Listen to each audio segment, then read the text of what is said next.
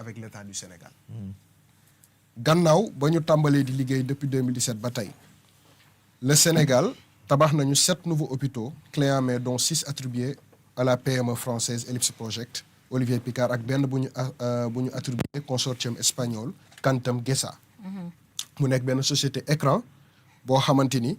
milliardaire Alberto Cortina propriétaire bu groupe Banque de Dakar BDK. retenez bien les noms yi nga xam ne ñu ngi koy génne. Banque de Dakar. Banque de Dakar BDK ak ñi nga xamante ni tey jii nii ñoo daal di parce que te Banque Dakar kii ko moom propriétaire banque bi kooko moom société écran bi nga xamante ni moom la ñu jox benn hôpital bi la muy benn ponc. léegi ñu ne bañ leen di attribuer marché yi la amul appel d'offre déjà il faut que ñu xam loolu maanaam Déthié Fall mu ngi wax ci 250 milliards mais en réalité le projet grandeur nature ça dépasse plus de 400 et quelques milliards de francs CFA mais peut-être ici on s'intéresse aux 250 milliards. Maintenant après plusieurs mois d'investigation li tey jii nii gis nañu ko mooy que moom mii nga xamante ni mooy Olivier Picard ak entreprise am bii di Ellipse Project dañoo am coquille vide la maanaam entreprise la boo xamante ni mu ngi ci réew mi mais en réalité coquille vide la ñoom lenn kese la ñu am ci mbir mi keese xaalis bi après ñu jéem a xool naka la ñuy sous-traiter les marchés pour ñu mën a liggéeyal leen la nga xam ne mooy mbir mi donc en réalité bu ñu defoon appel d'offre ca nañu ko waroon defee entreprise yi nii waruñoo mën a gagner li nga xam ne moom parce que peut-être présenté wuñu dara ci loo xamante ni mën na wane ni ñii ils sont crédibles pour mën a liggéey boobu nga xam boobu marché xam nga bu ñu demee chiffres yi nga xam ne wax nañu ko tout à l'heure ñu ne la entreprise bi mooy moo xool tuddati bagatelle bi ñu jël 420 milliards la au total ñu ngi koy wax tout à l'heure donc mu nekk 600 millions d'euros sur des marchés de construction d'hôpitaux pour 250 milliards de francs CFA muy hôpital bu Touba bu Kaffrine bu Sédhiou ak bu Kédougou ak beneen 180 milliards yoo xam ne pour construction infrastructure judiciaire la 69 bâtiments administratifs dont des palais de justice et des prisons civiles dans le cadre du PROMIJ muy programme de modernisation des infrastructures judiciaires lancé par le régime de Macky Sall looloo waral ma ne la nañ delluwaat 2017 parce que li ñuy kaas nii tey Déthié Fall li nga xam ne mu ngi koy gis tey tàmbali na depuis 2017 bi nga xamante ni ñoom joxe nañu marché bi sans appel d'offre ba pare jox ko entreprise boo xamante ni coquille vide la maanaam entreprise boo xamante ni tey jii ni amul dara loo xamante ni mën na indi assurance par rapport ak effectivité bi nga xam ne soxla nañ ko mbir mi donc tey Déthié Fall bu taxawee ne koppar génn na te réalisation yi taux de réalisation c'est pas satisfaisant pour man warul bett kenn parce que nga fekk entreprise boo xamante ni parewul pour liggéeyal la nga bëgg mu liggéeyal la nga fay ko ay milliards ba pare di xaar ci moom ay résultats wax dëgg yàlla nag xam nga Albert Einstein dafa am lu mu waxoon mu ne je pense lui moom la mu ne seul un fou peut répéter la même chose tous les jours et s'attendre à un résultat différent et je pense que je le classe dans ce cadre-là parce que mënuloo jël entreprise boo xamante ni bu ñu ko càmbaree amul capacité wu def la nga xam ne bëgg nga ko ba pare nga jël sa koppar jox ko di xaar résultat donc la nga say jàngat mooy lan mooy que le régime de Macky Sall ba ñuy joxe li nga xam ne mooy projet bi en réalité ñoom xaaruñu woon résultat muy benn maintenant Ellipse Project parewul li nga xam ne mooy chantier yooyu la comme li nga xam ne waxoon nañ ko ci wàllum promise ci li jëm ci wàllum hôpitaux yooyu la mais la nga xam ne tey mën nañ ko si jàpp mooy de gros points du régime déchu étaient acquis à cause de, selon une source autorisée, Olivier Picard savait bien s'occuper de son petit univers restreint et fermé. maanaam la taxoon mu am facilité. ngir mën a lëkkaloo ak état bi fi nekkoon. c'est parce que au-delà de liggéey bi ñu sekkoon au-delà de li nga xam ne moo jëm ci chantier yooyu mais amoon na ay jokkalante yu amoon seen biir. donc il y avait des trucs qui se passaient à l'interne maanaam ay part du marché ay commission ki ni mel te bu leen fàtte ni ki ñu cité tout à l'heure muy Madiambal Diagne je pense que lanu ko fi toppee woon ci mu njëkk mooy lan mooy rétrocommission bu toll ci 21 milliards de francs CFA. te je vous dis que projet bi total grandeur nature 420 milliards de francs CFA la. maanaam on nous parle de 250 milliards de francs CFA mais nañ jàpp ne projet bi fa mu tàmbalee ba fa mu yem total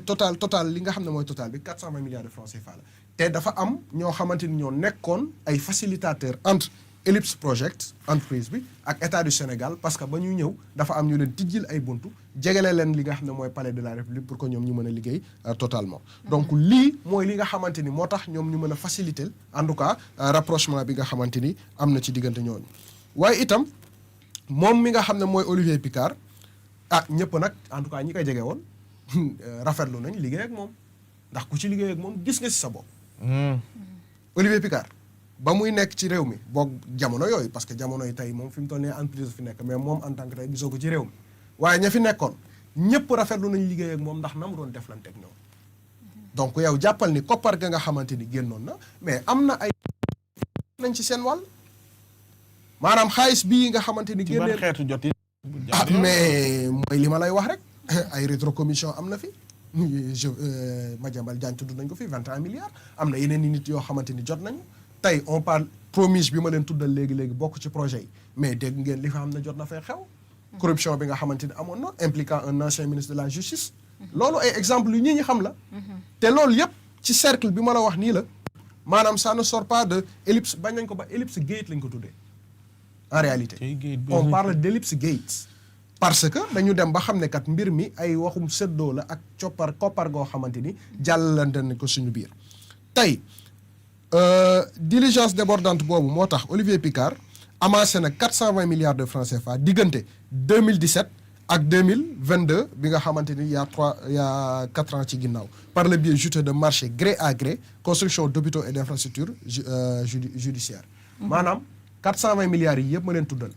amu ci benn yoon appel d'offre boo xamante ni teg nañ ko de manière normale waaye lépp gré à gré lañ ko defee ba nga xamante ni moom mii nga xamante ni tey mooy Olivier Picard maanaam soxlawul ñëw proposer li nga xamante ni mooy ay termes de référence ak yu ni mel ne leen man sama entreprise ak yu ni mel non mais man maa ñëw ne Momo man kat damaa bëgg a liggéey ci lii nañ ci waxtaan Momo ne ma d'accord xam naa Pa Ousmane boole ma ak Pa Ousmane jox ma marché bi nii la mbir mi demee. maintenant Déthié Fall taxawaayam. waaw xam nga Déthié Fall taxawaay la boo xamante ni tey pour man warul bett kenn. parce que koo xam ne ba muy jël service la taxaw ne man j'appliquerai benn rigueur militaire ci sama liggéey. jàppaleen ne bu ñu waree xëy si 8 heures man 6 heures du matin dama fekk sur place. jàppaleen ne lu ñu war a def tey nga yéexal ko ba suba saa waaye man bu ma ñëwee dina am na ñu defal kon kooku je pense que tey lii waruñoo bett ci moom. te dafa am loo xamante ni tàmbali nañ ko depuis 2024. parce que en réalité li tax problème bii nii mu daal di fës c'est parce que ba ñu toogee en 2024 automatiquement dañoo suspendre lépp loo xam ne jëm na ci wàllum versement. parce qu'ils ont vu que la nga xam ne génnee nañ ko diggante 2017 ba 2022. mais moo ëpp par rapport ak taux d'exécution marché bi nga xam ne moo fi nekk. parce que hôpitaux yi ñu leen tuddal lii yëpp sur 250 milliards lépp li nga xam ne jëm na ci promise bi boo ko boole muy 420 milliards mais marché yi taux d'exécution bi satisfairul ñi nga xam ne tey jii nii ñooy lay financer muy l'État du Sénégal. loolu moo waral moom Déthié Fall bi mu wàccee sur le terrain gis ne marché bi doxul mais dafa dal seen kaw ne leen carrément on vous a payé pour que vous travaillez mais en réalité vous ne faites rien donc nag ñun Sénégal dañuy jël suñu responsabilité arrêter li nga xamante ni mooy versement koppar googule parce que nag mënuñoo dëkk ci di engraisser benn entreprise pour en retour ne pas avoir de résultat mënul nekk te Sénégal li nga xamante ni moo xew ci marché hôpitaux yii moo xew ci marché yëpp daanaka de manière générale parce que on se souvient de ces marchés yi nga xamante ni tey jii nii indi woon nañ ko fi lu jëm ci wàllum université bu Sénégal oriental bi yàggul dara on en a parlé de l'argent boo xamante ni tey mu ngi mel ni appartement professeur yooyu nga xam ne bëggoon nañ ko fi tabax bu ci nekk ñaata 1 milliard 500 su ma juum appartement R+1 1 milliard 500 fan la am ci ban réew donc loolu yëpp nekk ay scandale yoo xamante ni tey jii nii moom Déthié Fall il a hérité te gis nga lii moo lay woon ingéniosité bi nga xamante ni ce régime am nañu ko parce que qu'est-ce qu'ils ont décidé de faire xam nga tey bu fekkoon ni nomenclature état wala gouvernement bu njëkk bi fi nekkoon mais dañu ne justice na lijjanti infrastructure judiciaire santé na lijjanti infrastructure sanitaire ainsi de suite mais tey dañoo jël lépp lu jëm ci wàllum infrastructure dajale ko jox ko ki nga xam ne mooy Déthié Fall maanaam yoonam nekkul ci lii ci domaine justice la yoonam nekkul li ci domaine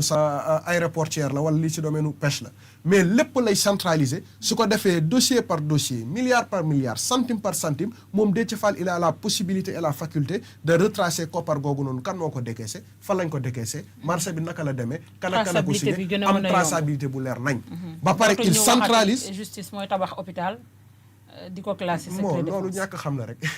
léegi nag voilà xam nga tey tous ces dossiers là mais li tax tey ñu bëri xamuñu ko woon les années derrière mais parce que secret défense lañ ci doon def wala confidentiel lañ ci doon tapp su ko defee nit ñi peut-être même ñi nga xam ne ils sont chargés pour veiller en tout cas li état di doxal mais mënuñ koy gis parce que yow boo jëlee benn dossier boo xamante ni sénégalais war nañu xam nga estampillé ko kii ni confidentiel wala secret défense mais kan moo koy gis na jàll dafa am benn audit boo xam ne tàmbali nañ ko te audit la boo xam ne sànq suma jumul Salma mu ngi koy wax ñoom ils ne préfèrent pas rester dans leur bureau climatisé toog ñu leen di indil ay dossiers parce que ñi fi nekkoon loolu moo leen nax. La majorité dañ doon toog fu ñu doon toog ñi nga xam ne délégué nañ leen certains pouvoirs dem sur le terrain xool naka la rafetee indi leen ay rapport ñoom ñu jàpp ne tout va bien. Déthié Fall il a décidé de faire du terrain son bureau. moom dafa ne carrément moom du toog ci bureau di xaar benn Farimar wala benn Momo di ñëw di ko naan non chantier tel de avancé na mu ngi à 80%. mais souvenez-vous am na benn ministère des sports mosoon na génn dem ci benn stade je me souviens plus du nom lan lañ fa waroon def teg gazon ak tribune ñu ne ñu ngi à 80% de taux d'exécution moom ba mu demee la fa fekk ay fondement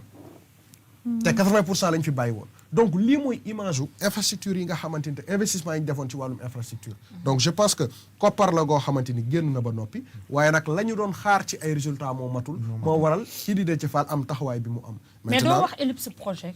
te doo wax ci le cas de Madiambal Diagne. foofu laa son tàmbalee extradition boobaak léegi. di tardé la France elle joue à quoi. ki ma la wax Olivier Picard il est de quelle nationalité. française. c'est fini. maanaam ñoom ñoo la gën a xam tout ce qui s'est passé dans ce pays xam nga man ce que je ne peux pas accepter Nabou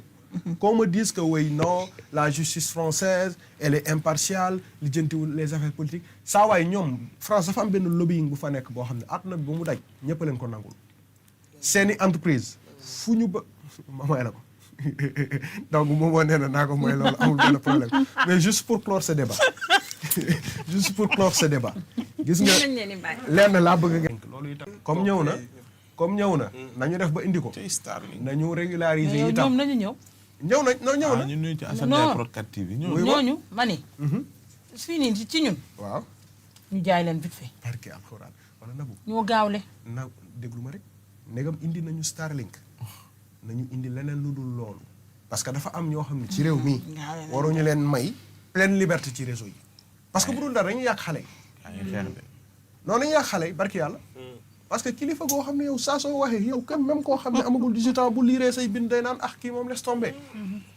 et je pense que man Madiambal dafa dem ba benn instant xam nga li ñuy naan trouble de la personnalité voilà le mot que je cherchais